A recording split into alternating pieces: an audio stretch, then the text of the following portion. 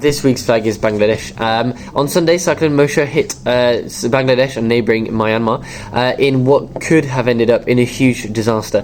It was a tropical storm, category 5, that brought some winds of over 200 kilometers an hour, made landfall in Myanmar and Bangladesh, which are two low-lying coastal areas of Southeast Asia that are very, very vulnerable to extreme weather. To make matters worse, it passed very close, and at one point we thought it was going to go across Cox's Bazar, which is the world's largest refugee camp. It's a camp in eastern Bangladesh where about 1 million Rohingya Muslims who have fled Myanmar to escape persecution have been housed, and due to the status as refugees, they are camped in this refugee camp but cannot legally leave that camp and enter Bangladesh. Therefore, it meant that none of them were able to evacuate and escape the camp itself.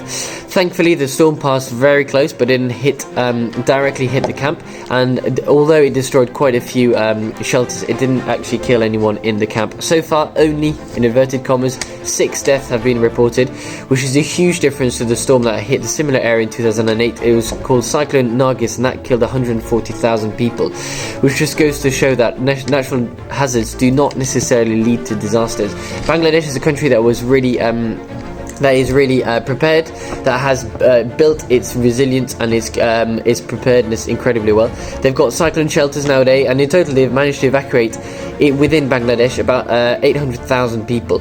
Close to 1 million people were evacuated, which meant that the 1,300 shelters that were destroyed didn't kill anyone in Bangladesh. Thankfully, all the refugees within the camp, whilst they couldn't evacuate the camp, were able to kind of hold ground and weren't battered too badly by the storm itself, which is a huge sigh of relief, because refugees are already vulnerable people who've escaped persecution in the neighbouring Myanmar, and then they were kind of stuck between a rock and a hard place. And I think this natural hazard highlights the unfair status of refugees in host countries, which is a topic year 8s are currently learning about at the minute. But yeah, here's a kind of, in some ways, positive news stories of natural hazards not necessarily leading to a disaster.